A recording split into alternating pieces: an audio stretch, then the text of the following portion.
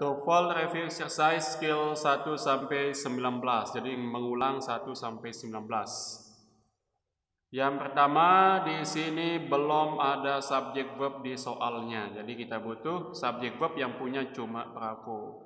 Subjeknya avoid, verbnya di was. Ingat there itu bukan subjek asli.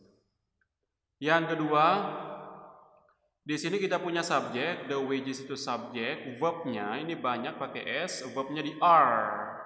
Jadi butuhnya adalah preposition doang, tanpa butuh verb. Yang punya preposition doang itu adalah delta on a. Yang lain masih ada verbnya. Lanjut, yang ketiga, producing ini sebagai verb ing yang butuh anggota be. Yang punya be di sini ada dua pilihan, a sampai delta. Kenapa delta salah? Soalnya di sini ada y conjunction. Jadi nggak butuh conjunction nomor 3 ini. Butuhnya cuma subjek sama pelengkap be ketemu dengan ing. Nah, itu alasannya kenapa alpha. Yang keempat, di sini kita punya that conjunction subjek verb. Ini subjek, ini verbnya. Jadi ini main clause-nya, subjek, verb.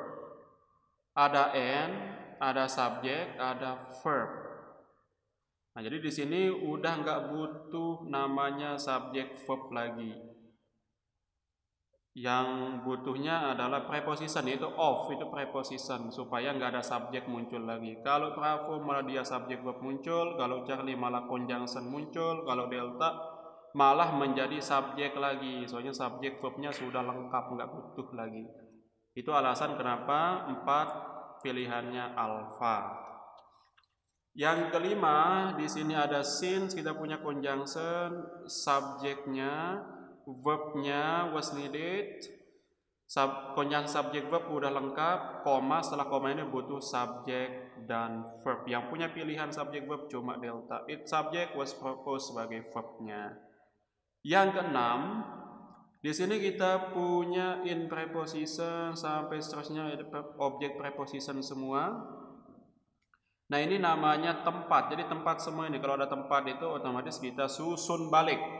Verb dulu langsung ke subjek. Yang verb dulu subjek cuma Charlie yang punya. Is itu verb dulu, subjeknya a collection. Itu alasan kenapa pilihannya Charlie.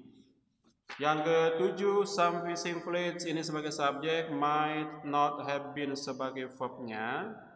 Subjek verb kita sudah punya. Selanjutnya di sini target spesies.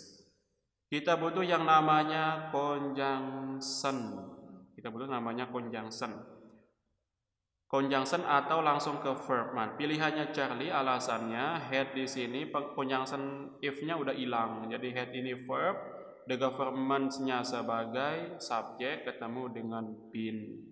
Supaya di sini ketemu dengan more strict. Been ini ketemu dengan pelengkap, itu namanya kalimat nominal namanya. Kalau Bravo ini masih ada if conjunction, government, head. Head ini ketemu dengan verb 3 seharusnya, bukan ketemu dengan more. Itu alasannya. Walaupun di sana masih ada if. Kalau yang delta, if masih ada conjunction government, tapi nggak punya verb. Maka pilihannya Charlie. Itu alasan kenapa 7 itu C.